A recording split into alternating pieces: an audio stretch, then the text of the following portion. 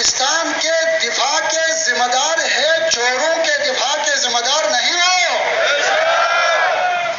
یہ ہم سے کہنا چاہتے ہیں، ان لوگوں کا دفاع کرو، آپ آگے بڑھ جاؤ۔ پاکستان، افواج پاکستان، جنرل کرنل اور سپاہی اسٹیبلشمنٹ، ان لوگوں کی دفاع کرو جن کے ساتھ عوام ہے۔ ٹارچر کرنا شروع کیا ہے، مخلص سیاستدانوں کو ٹارچر کرنا شروع کیا ہے۔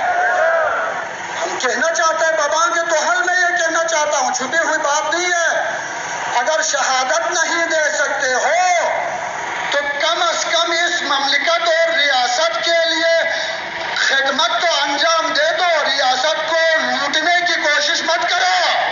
پاکستان کے اکانومی کو چاہتے ہو درست کرے، کسی IMF میں جانے کی ضرورت نہیں ہے۔ جنرل صاحب، اپنا جزیرہ بیچ کے پاکستان میں لے آؤ۔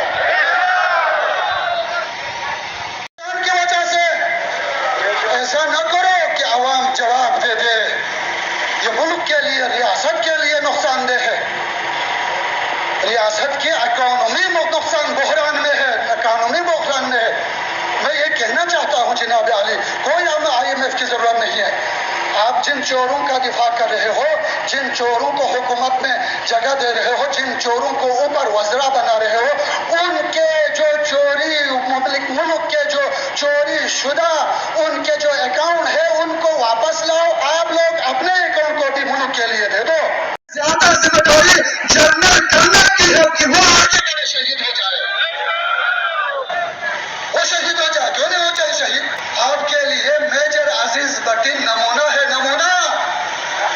عزیز بٹی کی سیرت پر چل کے آپ بھی شہید ہو جاؤ نا، میجر صاحب، کرنل صاحب، بریگیڈیئر صاحب،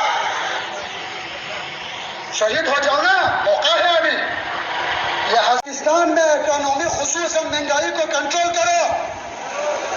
یہ غریب ہے، غریب۔ جب غریب یا اپنے آپ کو آگ لگائیں گے